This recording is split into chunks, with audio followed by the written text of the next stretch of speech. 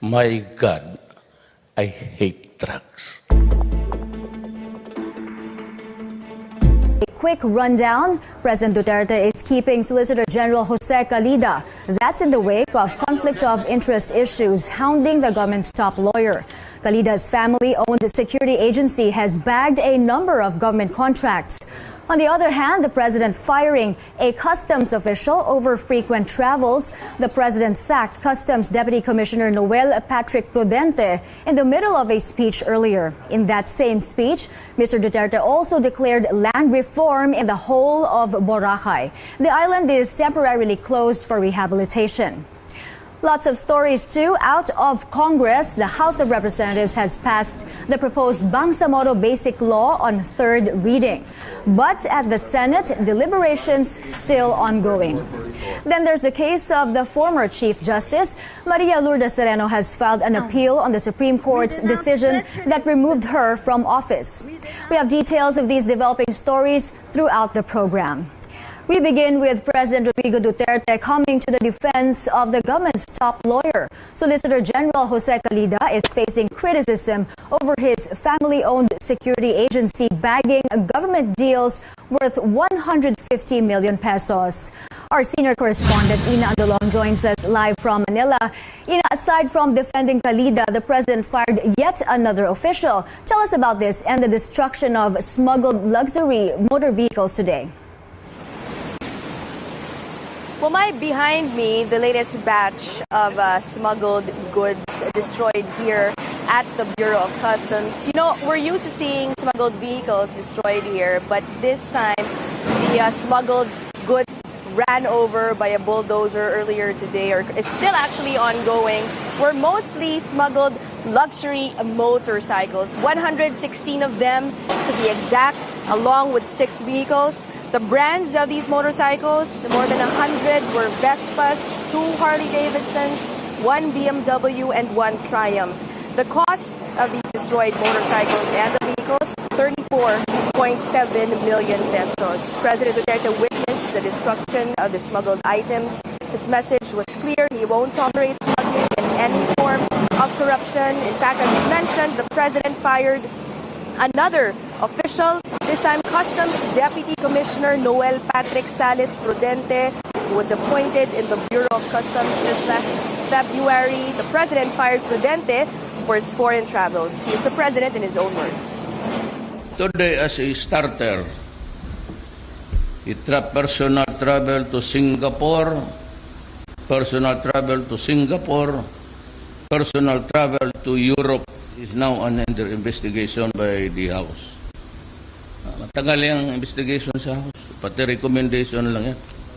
So I will cut short the agony of Congress. I'm firing him today. Noel Patrick Sales Prudente.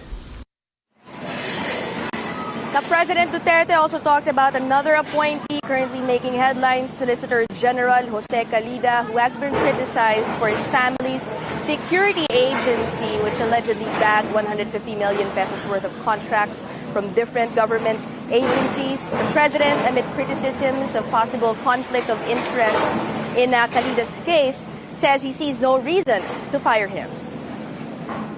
Itong si Calida, matagal naman yung security guard niya. Noon pa yan, why should I fire him? He's good. He's also from Davao. But Ilocano yan. Karamihan yung mga Ilocano. He's good.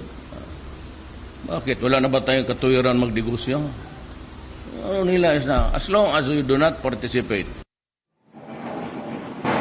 Now, President Duterte, addressing himself to corrupt officials, he says rather than stealing from government coffers, they need money for matters like hospital expenses and even weddings. Instead of getting or stealing taxpayers' money, he says just ask him for the money and he'll give it. President Duterte says he will continue to pursue cases against corrupt officials, but also says that if he receives intelligence reports saying that an official is engaged in corrupt acts, he won't hesitate to fire them right away. Mai? Ina, we monitored the president's speech earlier, and he again talked about declaring Boracay Island as a land reform area. He's been saying this often. Any word when this will happen? Well, we did ask Special Assistant to the President, Secretary Bongo, about this after the speech, and he did say that this order may come soon. Now, Finance Secretary Sunny Dominguez also talked about this after the event, and he stressed that only some portions of Boracay will be declared as land reform areas. What does this mean for investors in the island? Well, Secretary Dominguez said that investors there shouldn't have to worry about anything, shouldn't worry about seeing their businesses shut down if they were able to secure the necessary permits and documents when they were setting up their businesses, especially those that pertain to the location or exactly where their business in the island is located. Bye. In the meantime, opposition senators filed today a resolution to conduct an inquiry on what they say is a conflict of interest arising from contracts of Solicitor General Jose Calida's family-owned security firm with a number of government agencies. CNN Philippines is going straight to the source of the story. Solicitor General Jose Calida will answer accusations against him tomorrow. Catch his full interview with our senior anchor and correspondent Pinky Webb live at 9 a.m. The House of Representatives has passed on third and final reading the proposed Bangsamoro Basic Law as certified by President Duterte. However, House Speaker Pantaleon Alvarez admits in an earlier interview he doubts whether it could withstand a constitutional challenge. Joyce Ilas joins us live from the Batasang Pambansa. Joyce, what was the voting result? My 227 lawmakers voted in favor of House Bill 6475, or the proposed Bangsamoro Basic Law. 11 congressmen voted against, while 2 abstained. Now, House Speaker Pantaleon Alvarez, however, admits he is concerned about the bill's constitutionality. Now, the proposed measure seeks to abolish the ARMM, or the Autonomous Region of Muslim Mindanao, and establish a new Bangsamoro political entity and its basic structure of government. Some critics say the BBL cannot abolish and supplant the ARMM, which is a recognized entity under the Constitution. They believe abolishing the ARMM would require charter change. Alvarez is towing this line, but he says the matter is up to the High Court if someone will challenge the BBL's constitutionality. Well,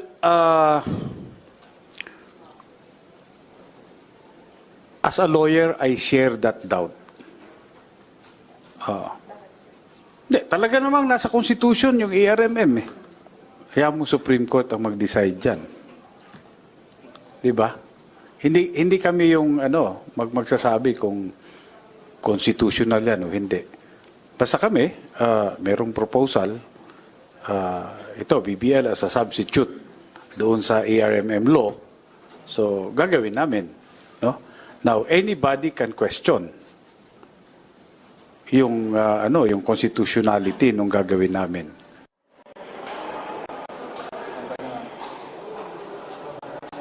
Meanwhile, the BBL's proponents accepted some of the amendments of the critics of the measure. Among these, the opt-in provision. Zamboanga City Representative SlSlBAKIN says there will only be one plebiscite right after the BBL's passage. On the other hand, the Bangsamoro Transition Commission had proposed a plebiscite every 5 years for the next 25 years in case more areas want to be part of the Bangsamoro area. Also, the opt-in provision will apply only to all land contiguous areas where at least 10% of registered voters petition to be included before the plebiscite on the proposed law.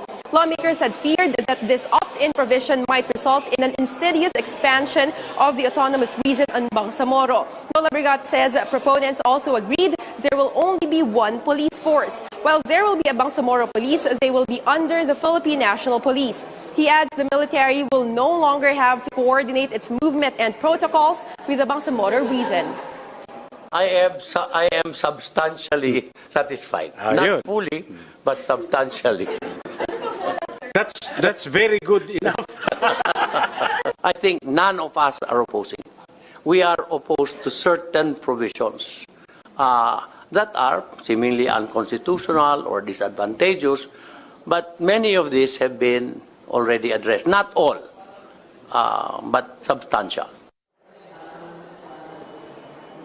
Now, once passed into law, a plebiscite will be held not earlier than 90 days or not later than 120 days after the law's effectivity. Mai. Joyce, after the passage on third reading, what will happen to the BBL proposal? Today is the last session day of Congress. Starting tomorrow, they will be going on a 2-month break. Now, after the approval of this measure on third and final reading, the House of Representatives and the Senate will hold bicameral conference committee meetings to reconcile the differences in the House and the Senate versions of the measure in collaboration with the Executive Department and the Bangsamoro Transition Commission. Now, after this, the House of Representatives and the Senate are expected to ratify the bicameral conference committee report on the morning of July 23. That is the morning of the State of the Nation address. Now, after the ratification, the President is expected to sign the bill into law just in time for his sauna in the afternoon. Mai? That was Joyce Ilas reporting to us live from the Batasang Pambansa.